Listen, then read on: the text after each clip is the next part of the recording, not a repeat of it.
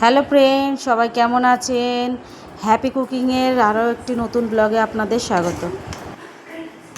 আশা করছি দেখে বুঝতে পেরে গেছেন আজকে কি রান্না করতে চলেছি। আজকে প্রথমে পাস্তাটাকে ভালোভাবে একটু জলটা ফুটিয়ে নিয়ে পাস্তাটাকে সিদ্ধ বসিয়ে দিয়েছি। তার মধ্যে একটা কড়াতে তেল দিয়েছি, হ্যাঁ, দিয়ে তেলটাকে একটুখানি গরম করতে দেবো।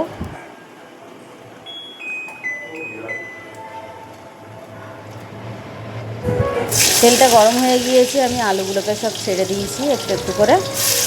আলুটাকে যতক্ষণ না পুরোপুরিভাবে সিদ্ধ হয় অপেক্ষা করব। ওর মধ্যে একটুখানি লবণ দিয়ে দেবো, দিয়ে একটু ভালোভাবে নেড়ে নেব। পাস্তাটা দেখতে পাচ্ছেন ভালোভাবে সিদ্ধ হয়ে এসছে। দেখিয়ে দিচ্ছি, খুবই গরম, এটা একটুখানি সাবধানে করবেন কাজটা।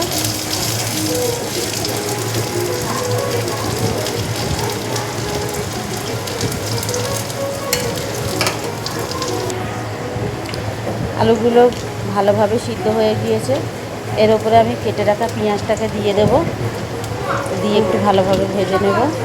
20 টাকা এক্ষুনি দেখি। ও 20 টাকা, 5 টাকার কয়েন আছে দেখ।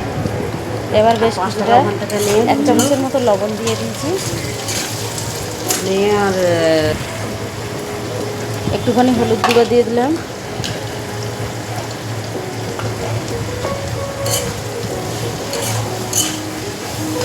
পেঁয়াজটাকে বেশ কাঁচা ভাবটা চলে যাবে সেই পর্যন্ত একটুখানি ভেজে নেব।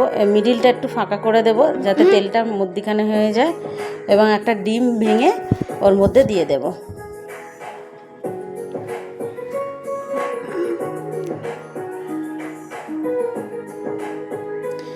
এবার আমি একটুখানি জিরে মরিচের গুঁড়ো দিলাম। আপনারা চাইলে এখানে শুধু গোলমরিচের গুঁড়ো ব্যবহার করতে পারেন। আর একটুখানি ওপর থেকে লবণ দিলাম। ডিমটা সরিয়ে সরিয়ে একটু ভালোভাবে ভুজি করে নেব যাতে ডিমটা আলাদাভাবে ভালোভাবে ভুজি হয়ে যায়।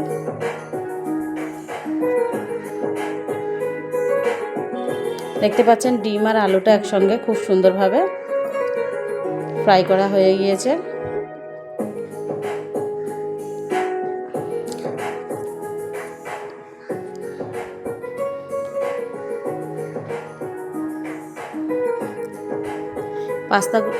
এবার আমি পাস্তাগুলোকে ভালোভাবে ঠান্ডা জলেতে ধুয়ে নিয়েছি ভালো করে। পাস্তাগুলোকেও এক এক করে কড়াইয়ের মধ্যে দিয়ে দেব, দিয়ে সব একসঙ্গে ভালোভাবে নেড়ে নেব।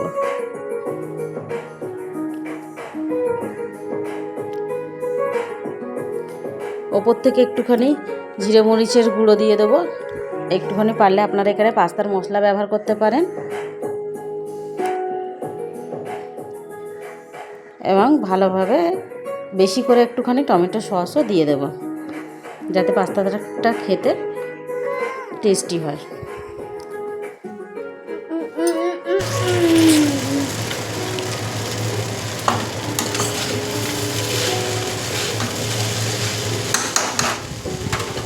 দেখতে পাচ্ছেন আমার পাস্তাটা পুরো রেডি করা হয়ে গিয়েছে। এবার প্লেটেতে একটুখানি শসা সালাদ দিয়ে আর সস দিয়ে পরিবেশন করব গরম গরম।